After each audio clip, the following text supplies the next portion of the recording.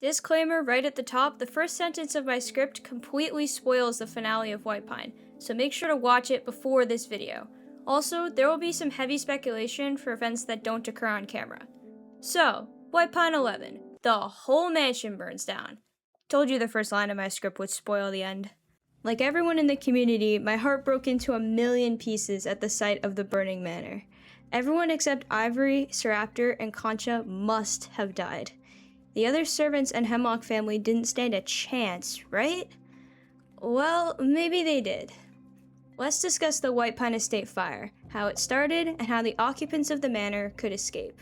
Concha, this raccoon, and the obscured voice, played by Flipcharge, tell us all the information we know about the fire's origins.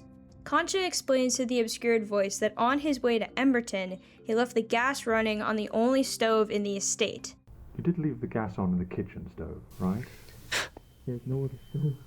This action would cause a leak of natural gas in the kitchen. Side note, Concha also breaks the boiler as part of this stunt, but seeing as he tells Ivory in the hospital that he only thought the kitchen would catch fire, I didn't know the whole house would burn. I was told only the kitchen would. the two incidents were meant to be separate. Natural gas without modification is colorless, tasteless, and odorless. It's composed of several elements and compounds, but mostly methane. Because of its complete lack of detectable properties, a leak is very easy to miss. It is also incredibly prone to explosion due to the methane content. In 1937, an unnoticed natural gas leak in the New London School in Texas resulted in an explosion that caused the building to collapse due to a single spark from an electric sander. The spark from the sander ignited the built-up hazardous gas in an instant, killing around 300 students and teachers. Since then, laws have been put in place to require natural gas be treated with methyl mercaptan, a compound that makes natural gas smell like rotten eggs, making it possible for humans to detect a leak. Though the exact year Whitepine is set is under heavy debate, I believe this series takes place somewhere around the real-life 1910s to 1920s, meaning methyl mercaptan would not have been added to natural gas, allowing the leak to go undetected by the staff in the kitchen. Because we never see how the fire actually starts, we have to make some guesses. Concha knows to the obscured voice that the servants were just about to eat dinner when he left, meaning food was being prepared. My theory is that Ash went to turn on the stovetop burner, causing the natural gas in the kitchen to explode and the walls to catch fire. This theory unfortunately means that Ash would not have survived, as he would have been standing right next to the source of a powerful blast. Anyone else in the kitchen would have likely died as well due to the force of the bang. If most of the servants made it to the dining room before the explosion, their chances of survival are good, as long as they don't panic and bunch up to exit one way.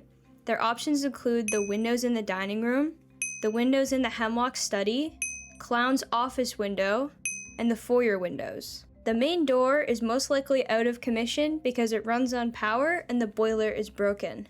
If the servants were doing other things, their evacuation plans depend on what floor and what room they were in at the time of the blast.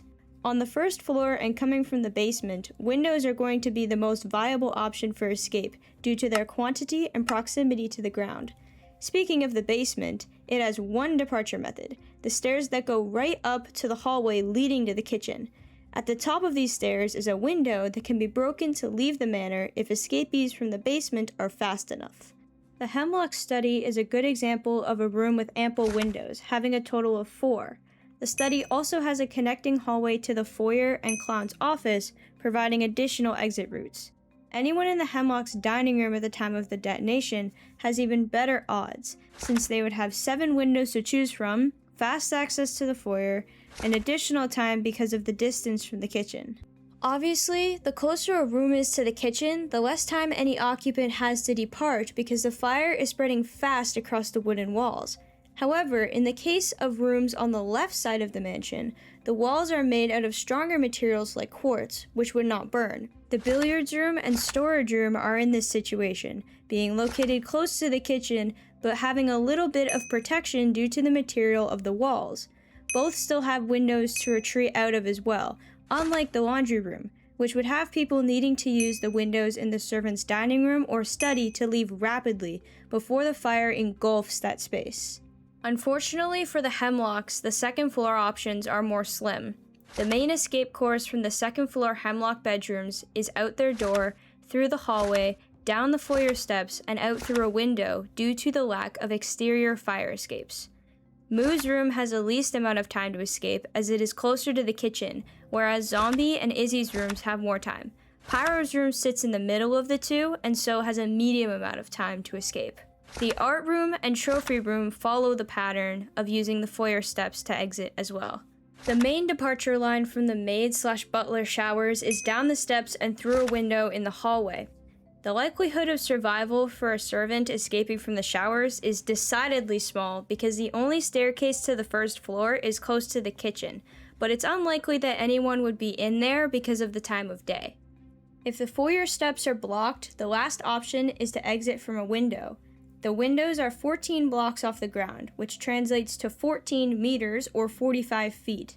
The chances of surviving a fall from that height are a coin toss, even with the snow to dampen the impact.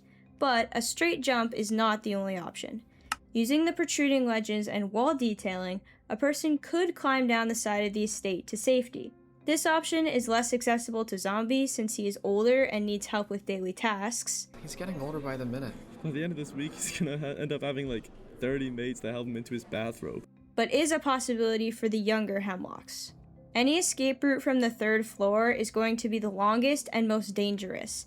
Anyone coming from V's room would have to go down the long hallway to the stairs right above the burning kitchen, descend, run down an even longer hallway to the foyer steps, descend, and exit through a window.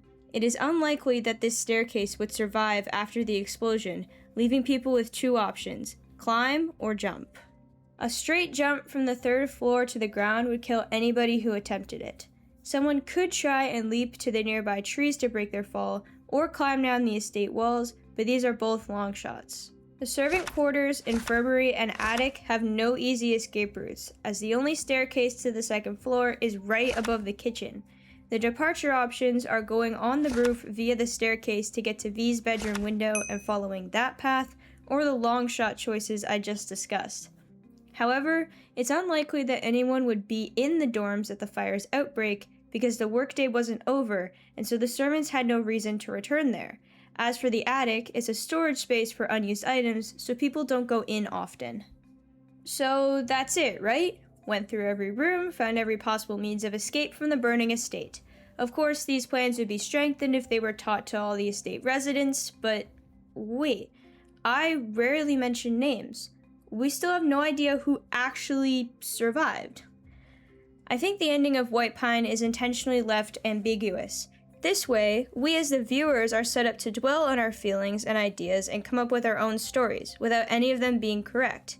We may never truly know who died and who survived, but our tales can fill those gaps, pulling on the experiences of our lives to stuff a page with creativity. So whether the characters in the estate made it out alive or all died is up for us to decide. Have a seat, I hear the ice cream truck coming. I'm excited to hear your story. Thank you for watching. I hope you enjoyed the video. You won't find more Whitepine content here right now, but if you like Hermitcraft and the Life series, you could check out this animation I made. Otherwise, I'll see you around.